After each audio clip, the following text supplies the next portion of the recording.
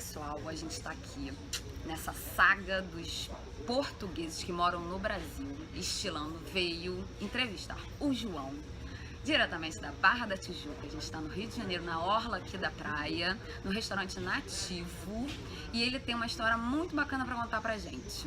Na realidade, ele nasceu em Angola, né? E com 18 anos foi para Portugal, ficou uns 3 anos em Portugal, né, João?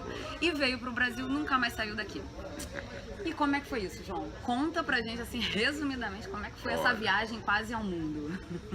Olha, o meu pai era brasileiro, né? Já faleceu.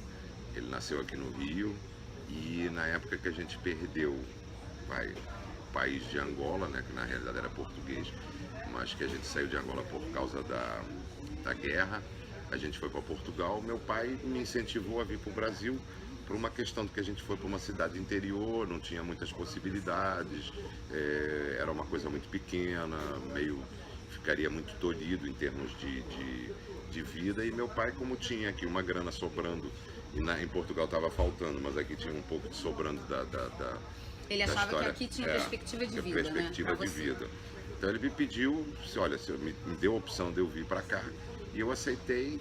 E cheguei aqui, passei o pão que o diabo amassou, mas depois que gostei, eu peguei o docinho do Rio de Janeiro. Foi difícil no início, foi né? Difícil, Gente, ele começou uma faculdade em Coimbra e depois acabou estudou a engenharia em Coimbra e depois aqui você acabou fazendo farmácia, que é a carreira do pai dele, né? E a sua mãe é portuguesa, não é? Minha mãe é portuguesa. E tá lá até hoje, dia Tá lá, minha mãe, meus irmãos, todo mundo. A minha família toda aqui. Eu tenho a família que restou do meu pai, né? Que eram os irmãos dele, que também já faleceram todos. Tenho alguns primos, se não me falha a memória, 4 primos meus e umas tias velhinhas aí que eu nem nunca mais vi. E como é que você entrou nesse mundo dos restaurantes, no mundo do comércio? Na realidade, restaurante é uma história. Eu tenho uma teoria minha, que não tem comprovação científica nenhuma, mas eu tenho que todo imigrante ele sempre procura o lado de restaurante. Tanto se você for à França, Itália, Estados Unidos, inclusive não só os portugueses, porque a gente aqui tem a mania que só os portugueses é que trabalham em restaurantes no Brasil, e que é uma verdade, que a maioria das pessoas que hoje tem um mercado de restaurantes no Brasil são portugueses ou oriundos deles, e portugueses, italianos e espanhóis, né? Mas na realidade existe eu fiz isso como quase que uma obrigação, que quando você é imigrante e não tem papéis, você consegue se refugiar mais nesse tipo de trabalho. E outra coisa, você ganha pouco, mas pelo menos se alimenta. E você, quando vem para um restaurante, a primeira coisa que você tem... Então, primeiro, durante a sua faculdade inteira, né? Minha faculdade inteira, né? Eu fui garçom, comecei na Lagoa, num restaurante que era uma delícia, porque era um restaurante pequeno, numa área muito nobre, e eu ganhava muito bem, não do salário que o patrão me pagava, né? Que o dono, o proprietário me pagava. Mas você tem a possibilidade, se você for simpático, se você for elegante, se você tiver... Ganhava gorjeta e ganhava pelo menos duas refeições, eu me alimentava. O negócio deu certo. Aí deu certo, né? Eu fiquei 5 anos na faculdade, 4 anos e meio na faculdade, sendo 4 anos e meio de garçom. Sim. Automaticamente me propuseram sociedade num restaurante, um português, eu aceitei por uma questão de grana, que ganharia muito mais. Você ficou uns 3 anos lá, depois você abriu outro no centro do Rio, né? Você ficou uns 5 anos. Eu comecei no subúrbio, uma região que hoje praticamente a maioria das pessoas não conhece, porque não se pega mais a Avenida Brasil, mas era o Mercado São Sebastião. Fiquei uns 3 anos no Mercado São Sebastião, depois vim para o centro da cidade, que montei um Coliseu das Massas, que era um rodízio de massa. Depois montei um outro restaurante que era um bistrô, chamado Quattrocento. Depois teve um interregno, que eu acabei montando uma empresa de importação de medicamentos, que a minha ex-mulher, no caso, era... Aí voltou para a farmácia. Voltei para a farmácia. Aí montei uma importadora de medicamentos, mas que também... problemas de Brasil, que toda hora mudam as leis, mudou a lei de importação, mudou a lei de legislação e de importação, e eu tive que acabar com a empresa. E voltou para o restaurante? Voltei para restaurante. E aí montou o Leblon e agora está na Leblon, Leblon foram 7 anos, né? Foram 7 anos, já tem 11 anos. Nativo já tem 11 anos. Já tem 11 anos. E aí, agora... em algum momento por exemplo, nessa época aí que não deu certo essa empresa de medicamento, você pensou em algum momento em voltar para Portugal? Não. Não, Nunca? não. Nessa época não. Hoje eu tô questionando esse Tá detalhe. questionando. E o que mais te incomoda aqui hoje? Olha, primeiro, quer dizer, foi uma série de atitudes que estão sendo difíceis de ultrapassar. Primeiro, a crise política, que foi uma bagunça só e culminou, obviamente, numa crise econômica muito grave. Eu estou achando o Brasil como eu nunca vi. Você está sentindo aqui muito no restaurante? São 30 anos de comércio de restaurante. Eu nunca tive nada similar.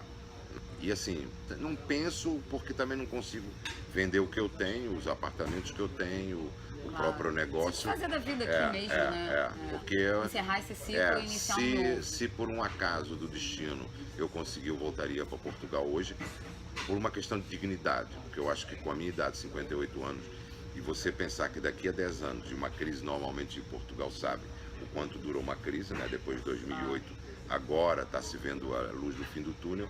Eu acho que daqui a 10 anos eu não vou ter mais dignidade do que eu tenho hoje, e com a que eu tenho hoje não dá para sobreviver aqui com 68 anos. Estou com 58, com 68 eu viro de caçador, viro caça. Hoje com a parte de segurança e com a instabilidade econômica, que gera mais insegurança também, né? Porque é uma coisa... Aí só não mudo para Portugal. Se vendeu tudo, se muda. Se vender. Então, ó, gente, quem quiser comprar, né, o nativo. Podem vir os investidores portugueses. Então serão aceitos euros. Então, agora vamos entrar um pouco nessa parte cultural, que eu tenho uma curiosidade em saber. Como é que funciona isso dentro da sua casa? Uma cultura triangular, assim, de Angola, Brasil e Portugal? Você é mais português, menos brasileiro? Não, eu acho que, assim, é uma coisa que se correlaciona muito bem. Eu sou muito menos, eu acho que eu senti muito menos a transição para o Brasil do que qualquer outro português que tenha sido só português de Portugal, porque a cultura africana aqui é muito latente também, na cultura brasileira. Então, tanto na parte de alimentação, vide a alimentação que a gente tem na Bahia aqui, né? Porque o azeite dendê eu já conhecia de Angola, eu adorava azeite dendê. A gente, assim, era o trivial você ter os dois tipos de culinária. Muita diferença pelo clima. Eu acho que o clima marca muito os seus hábitos culturais, né? Então, assim, talvez se eu fosse só português de Portugal, talvez essa mudança para o Brasil tivesse mais impacto. E eu, na realidade, quando eu vim para o Brasil, apesar do Rio de Janeiro ser ímpar, né? E a adaptação no Rio de Janeiro é muito fácil. Tem algum costume português que você nunca deixou de fazer, por exemplo, na sua casa? Comer pão à refeição. Durante as refeições. Eu adoro. Eu sou tarado em comer pão, assim, que não é propriamente dito. Quando a pessoa conhece um pouco da cultura europeia, você vê que isso existe na Espanha, existe na França, existe na Itália. E no Brasil é uma coisa que não se usa. Eu sou muito mais fã, eu acho que isso aí é evidente nas culturas mais quentes, de países mais quentes. Eu sou muito mais fã de comer uma fruta gelada no final da refeição. E aí já é uma mistura da brasileira com portuguesa, enfim. Com o africano também, a gente comia muito abacaxi, muito mamão, assim, no final da sobremesa. Tem alguma coisa que você sente muita saudade de lá? De Portugal? Ou de Angola? Olha, de Angola assim, na relação de comida, de gastronomia, de Angola eu tenho saudade da muamba. Muamba, que é uma coisa que aqui no Brasil tem uma... Não sei nem o que é. Não, então, muamba tem uma conotação aqui de muambeiro, aqui é a pessoa que é atravessador, que traz produtos de fora e tal. E muamba é uma comida típica angolana, que é uma massa feita com mandioca, né? Com a mandioca em farinha, que se faz uma pasta, parece, para quem não conhece, parece uma cola de sapateiro, e que é feita com frango ou peixe, que leva o dendê, o azeite de dendê, leva quiabo. Então aquilo tipo é colocado tipo um angu. Tipo um angu. Entendi. Assim, legal, bacana. que na realidade Só tem em Angola. Em Portugal hoje se consegue muito, porque os produtos que vêm, normalmente que vêm de Angola, que são nativos, a gente consegue comprar em Portugal. Aqui nunca tentei fazer, porque aqui as pessoas têm uma conotação diferente. Esse nome também acho que não vai ser bem aceito. Não vai ser bem aceito, mas é o nome original da cultura africana, chama-se muamba. Entendi. Agora eu vou entrar num assunto aqui um pouco delicado e polêmico sobre preconceito, que você me contou ali antes da gente começar. Que é o seguinte, gente, ele, por incrível que pareça, ele chegou no Brasil português, né? Porque no papel você é português, você não é angolano, né? Chegou no Brasil, foi super bem recebido, ele não... praticamente zero, né? Praticamente quase zero. Tinha umas piadinhas, no colégio. Piada de português de burro. Mas que a gente levava como se fosse uma questão de colonizador e colonizado, né? Claro, mas você sofreu mesmo preconceito, E bullying foi lá em Portugal. em Portugal. Agora conta pra gente essa história. Olha, assim, é uma coisa, assim, quem viveu a época de 74, na realidade eu cheguei em Portugal no final de 74, 75, que foi a época da Revolução dos Escravos.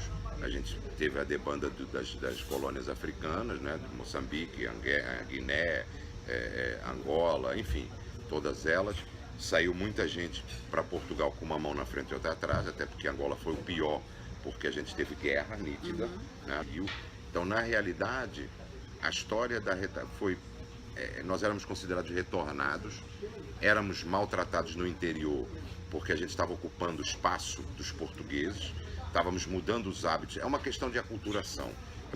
Você sentiu mesmo? Eu senti no colégio, nós éramos tratados como retornados, achavam que a gente estava roubando o dinheiro do governo, gente? Que a gente uma fase ganhou. Difícil mesmo, né? Porque a gente ganhou, na realidade a gente ganhava incentivos econômicos do governo. E éramos mal recebidos por isso. Eu acho que nada contra, assim, não é uma coisa que eu hoje entendo, aos 58 anos, óbvio, também se não entender estava maluco, claro. Mas entendo que foi uma aculturação. Claro. Agora eu queria falar sobre outro assunto, que você me contou ali de um outro lado seu, que foge um pouco dessa sua trajetória aí profissional, do comércio, do farmacêutico, enfim. Fora isso, você tem um talento para desenhar. Não, hoje e que talento! Ele já até ganhou dinheiro na faculdade de Coimbra. Na época... Desenhando caricatura.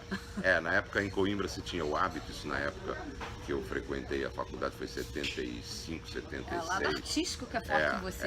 Um amigo meu que se formou em medicina, no livro de curso dele, existia uma página em branco. Cada pessoa escolhia o que gostaria de colocar lá, como vai a primeira página, a abertura do livro. E tinha muita gente na época já opcional você colocar ou uma caricatura, ou uma foto, alguma coisa que fosse importante para o gosto dessa pessoa. Então na época eu fiz para um amigo meu, que a gente sempre estudava juntos, eu ficava fazendo a caricatura dele para brincar, para sacanear ele. Você herdou isso do seu avô, né? Que você me contou que o seu avô, o meu avô, ele desenhava, segundo consta, porque eu não conhecia, pintava, né? Pintava. Era as pintor sacras, né? Pintor sacro. Então, assim, eu fiz essa caricatura, acabou que todo mundo gostou, os colegas dele gostaram, os amigos que faziam outras faculdades. Hein? Vendeu alguns? Vendi alguns, assim, por uma bagatela, porque não dava nem para comprar um maço de cigarro. Mas aí eu nunca mais treinei muito, mas até hoje ainda consigo fazer. Você gosta, só não faço caricatura de mulher. É verdade, porque as mulheres não gostam. Bota o nariz diferente, bota a boca diferente. Mas aonde você vai, em qualquer país, você compra uma caricatura dele. Tenho feito tem uma coleção na casa dele.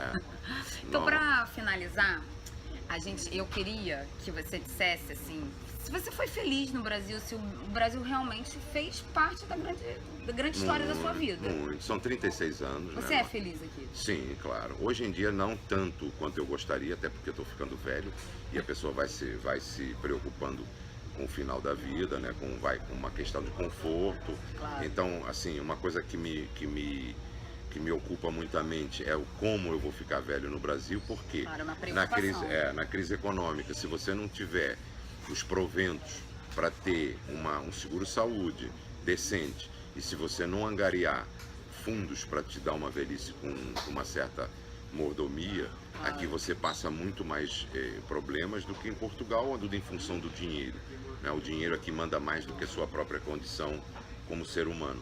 Lá, isso assim, é uma das coisas que eu acho que se preservarem e continuarem tendo a mesma filosofia do Brasil, de Portugal, que eu conheci, você tem uma velhice um pouco mais calma, um pouco mais digna. E eu acho que a dignidade é uma das coisas que você encerra a tua vida com mais decência.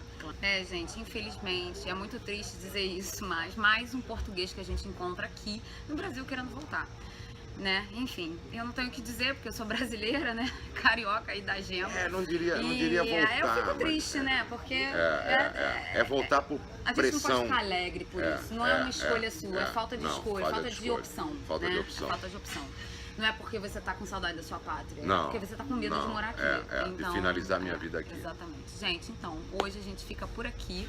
Estilando volta semana que vem com mais uma história de um português no Brasil. E eu não gosto da entrevista, só tô dando pra Vanessa. Tchau, tchau.